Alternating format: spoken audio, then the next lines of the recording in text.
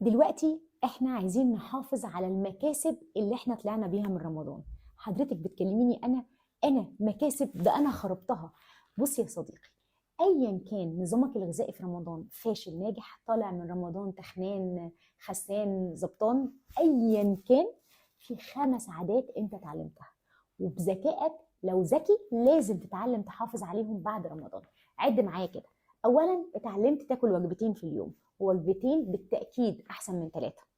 اتعلمت إنك أنت تصوم على الأقل 14 16 ساعة في اليوم، وده هيخلي الدخول في الصيام المتقطع بعد ما الشهر الكريم خلص من أسهل ما يمكن.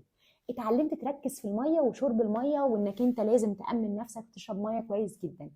اتعلمت رقم 4 إنك أنت تاكل بمواعيد، والأكل بمواعيد مهم جدا. وأخيرا نمرة 5، اتعلمت انك تعرف تشتغل وانت مش واكل. وده اسم 5 حاجات دول كلنا اتعلمناهم وكلنا اتقناهم، ايا كان بقى خاسين تخنانين.